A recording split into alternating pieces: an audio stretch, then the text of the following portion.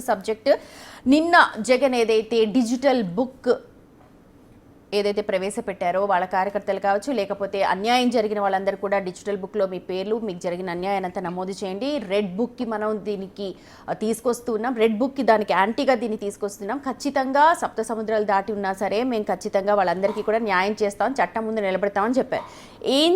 ఇప్పుడు ఆంధ్ర పాలిటిక్స్లో ఒక గేర్ మార్చినట్టుగా అనుకోవాలా? ఒకసారి జగన్ ఏం మాట్లాడారు విన్న తర్వాత మనం దీని మీద మాట్లాడదామండి. రైట్, అధికారంలోకి వచ్చిన తర్వాత ఈ డిజిటల్ డైరీలో నమోదు చేసిన ఈ కేసులను మీద ప్రత్యేకమైన బృందాలను పెడతాం. అన్యాయం చేసిన వాళ్ళను రిటైర్ అయిపోయి ఉన్నా కూడా, రాష్ట్రంలో వాళ్ళు లేకపోయినా కూడా, సప్త సముద్రాల అవతలున్న అందరినీ పిలిపిస్తాం, చట్టం ముందర నిలబెట్టించి శిక్ష పడేలా అన్యాయానికి ఈరోజు గురైన వ్యక్తికి సంతోషం కలిగించేలా ప్రతి అడుగు దీని ద్వారా పడుతుంది. ఖచ్చితంగా వీళ్ళేదో రెడ్ బుక్ అంటా ఉన్నారు. రేపు పొద్దున డిజిటల్ బుక్ ఎలా ఉంటుందో కూడా వీళ్ళందరికీ కూడా అర్థం కావాలి. రేపు పొద్దున మనం అధికారంలోకి వచ్చిన తర్వాత ఈ రైట్ అదండి. సో కాన్ఫిడెన్స్ అనాలా, జగన్ మళ్ళీ అధికారంలోకి వస్తామని ఖచ్చితంగా చెప్తూ ఉన్నారు. అంటే ఎవరైనా రాజకీయ నాయకులైనా, స్పోర్ట్స్ మెన్ అయినా, పరీక్షకు వెళ్ళేవారైనా కాన్ఫిడెన్స్ ఉండాల్సిందే. అందువల్ల నేను ఓడిపోతానని చెప్పి క్రికెట్ బ్యాట్ పట్టుకుంటే బ్యాటింగ్ చేయలేడు. సో అందువల్ల that is first prerequisite of leader. యుద్ధం, రాజకీయాలంటే యుద్ధం, ఎన్నికలంటే యుద్ధం.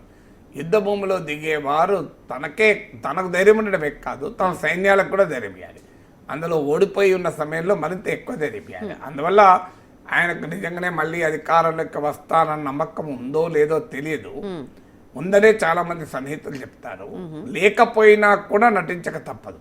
ఎందుకంటే లీడర్కే ధైర్యం లేకపోతే, విశ్వాసం లేకపోతే పార్టీ నిలబడదు. అందువల్ల యాజ్ ఎ స్ట్రాటజీ ఆల్సో ఓడిపోతున్నా గెలవమని తెలిసినా గెలుస్తామనే చెప్పాలి చివరి వరకు. That is how a game has to be played, whether it is politics or sports. ఇక రెండవది, చాలా జగన్మోహన్ రెడ్డి సన్నిహితులు కూడా చెప్పేది, ఆయనకి ఎక్కడలేని విశ్వాసం కూడా పెరిగింది. తెలుగుదేశం పట్ల తీవ్ర వ్యతిరేకత ఉంది. ఇప్పుడు ఎన్నికలు జరిపినా తాము అధికారంలోకి వస్తామన్న నమ్మకంతో ఉన్నారు. 40% ఓటింగ్ నిలబెట్టుకున్నాం వరస్ట్ సిచ్యువేషన్లో కనుక. కాస్తంత ఓటింగ్ అటు ఇటు అయితే మళ్ళీ అధికారంలోకి వస్తామని వీళ్ళకి కూడా నమ్ముతున్నాడు. అందుకే మీరు జగన్మోహన్ రెడ్డి బాడీ లాంగ్వేజ్లో కూడా చేంజ్ కనబడుతుంది. ఫస్ట్ ఓడిపోయిన తర్వాత పెట్టిన ప్రెస్ కాన్ఫరెన్స్ బాడీ లాంగ్వేజ్కు ఈ బాడీ లాంగ్వేజ్కు చూస్తే ఆయన నమ్ముతున్నాడు. అది నిజమాబద్ధమా తర్వాత ఆయన నమ్ముతున్నాడు. సో అది రెండవ అంశం. మూడవది, అధికారంలోకి వస్తాము అనేటువంటి భావన లేకుండా పనిచేయలేరు కూడా రాజకీయ నాయకుడు. చాలా మందికి పొలిటీషియన్ లైఫ్ అంటే చాలా ఈజీ అనుకుంటారు. కానీ నేను సన్నిహితంగా రాజకీయ నాయకుల జీవితాలు చూస్తున్నాను కనుక బహుశా సమాజంలో ఇతర ప్రొఫెషన్ల కన్నా కూడా మోస్ట్ డిమాండింగ్ జాబ్ అది, మోస్ట్ ప్రెస్టింగ్. చాలా ఎక్కువ ఒత్తిడి ఉంటుంది రాజకీయ నాయకుల పైన. అందువల్ల వాళ్ళ సంపాదన ఉండొచ్చు, ఏవైనా ఉండవచ్చు అక్రమాలు చేసినప్పుడు. కానీ పొలిటీషియన్ జాబ్ ఇది వెరీ వెరీ డిఫికల్ట్ జాబ్. అందువల్ల అది ఏ రాజకీయ నాయకుడికైనా అందువల్ల తీవ్రమైన ఒత్తిడిలో పనిచేయాల్సి ఉంటుంది. ఆ తీవ్రమైన ఒత్తిడిలో ఎప్పుడు పనిచేస్తారు? మళ్ళీ అధికారం వస్తుందనే నమ్మకం ఉంటేనే పనిచేయగలుగుతారు. మీరు చూడండి, చిన్నప్పుడు మేము మా ఊరికి ఎడ్ల బండి మీద వెళ్ళేవాళ్ళం. పోయేటప్పుడు టౌన్కి, పట్టణానికి మందమరి దగ్గర 6 కిలోమీటర్లు మా ఊరు నుంచి మందమరి వచ్చేటప్పుడేమో ఎడ్లు చాలా కష్టంగా ఈడ్చుకుంటూ వెళ్ళేవి. రిటర్న్లో మాత్రం అలసిపోయి ఉన్నా కూడా భయంకరమైన దూకుడు మీద లేదు ఇంటికి. అలా మనిషికి కూడా ఏంటంటే అధికారం అనేది ఇల్లు లాంటిది. వాళ్ళ ఇంటి వైపు అధికారం వైపు పోతున్నామంటే వేగంగా ప్రయాణం చేస్తారు. సో అందువల్ల సైకాలజీ రీత్యా కూడా leader cannot work without that hope. ఇక ఆ హోప్. నాలుగవది ఏంటంటే నాయకుడి చుట్టూ మంది మాగదులు జమవుతారు. అది ఏ నాయకుడైనా అదే వ్యవహారం. అందుకే నాయకులు ఓడిపోతుంటారు. చుట్టూ నాయకుల యొక్క స్వభావం కూడా ఎలా ఉంటుందంటే తమకు రుచించేదే ఇతరులు చెప్తే వింటారు. రుచించింది చెప్పలేదనుకోండి, తెల్లవారు వాడితో మాట్లాడాడు. ఇక ఆ కౌటిల్యుడు అంటాడు అర్థశాస్త్రంలో, ఏ రాజు అయితే చుట్టూ విమర్శకులను పెట్టుకుని ఉంటారో ఆ రాజు సక్సెస్ఫుల్గా రాజ్యం వెళ్తాడు అంటాడు. కానీ మన ఆధునిక ప్రజాస్వామిక రాజులు ఇది పూర్తి విరుద్ధం. పొరపాటున కూడా విమర్శకులను దగ్గరకు రానియరు. అందులో ప్రాంతీయ పార్టీల నేతలైతే తాము దైవ సమానులుగా తమ కార్యకర్తలు భావిస్తారు. తమకు తెలియని ఏమీ లేదని. అందువల్ల నిరంతరం వాళ్ళు కోరుకునేది ఏంటంటే అసలు ఏం సార్ మీ పలుకుబడి, అసలు ఏం సార్ మీ పలుకుబడి అని. సో అందువల్ల ఈ నాయకులకి అందరికీ ఉండే క్యారెక్టర్ అది. అందువల్ల వాళ్ళు గెలుస్తామని చివరి వరకు నమ్ముతూ ఉంటారు. అందుకే మీకు 2019లో ఓడిపోయాక చంద్రబాబు నాయుడు అంత తప్పు చేశానా, ప్రజలు అంత కష్టపెట్టుకున్నానా, నాకు 23 సీట్లు ఇచ్చారు, నేను ఎట్లా ఓడిపోయాను అనేవాడు. జగన్మోహన్ రెడ్డి సరిగ్గా ఓడిపోయినాక అదే చెప్తున్నాడు కదా, ఎలా నాకేమో ఏదో జరిగింది కానీ ఏం జరిగిందో ఎవిడెన్స్ లేదు. అసలు ఇప్పటికీ రిజల్ట్ అంగీకరించలేదు. వీళ్ళు డొనాల్డ్ ట్రంప్ 2020లో ఎందుకు ఓడిపోయాదని అంటాడు కదా ఇప్పటికీ.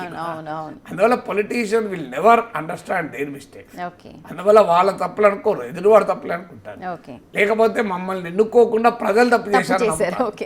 సో అందువల్ల even today Jaganmohan Reddy cannot digest this defeat.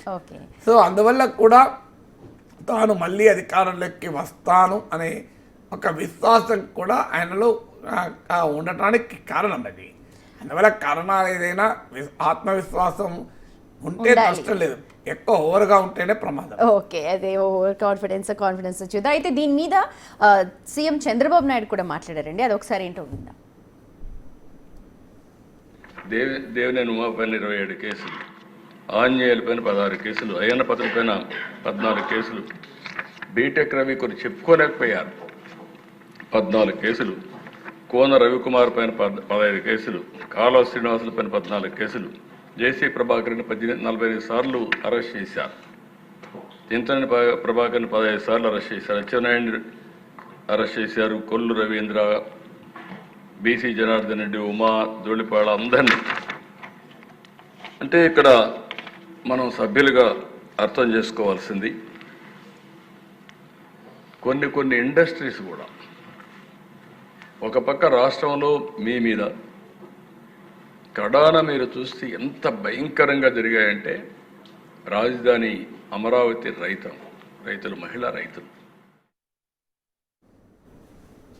Right. అది అంటే అప్పుడు జరిగిన సన్నివేశాలు, అరాచక పాలన జరుగుతోంది, అక్రమంగా జరుగుతున్నాయి, అనవసరమైన కేసులు పెడుతున్నారు, ఇప్పుడు ఖచ్చితంగా మేము రాసుకుంటున్నాం డిజిటల్లో అన్నారు. కానీ అప్పుడు జరిగిన కేసులు దాని గురించి ప్రస్తావిస్తున్నారు సీఎం. నిజమే కదా, అది అందుకే వాళ్ళు రెడ్ బుక్లో రాసుకున్నారు.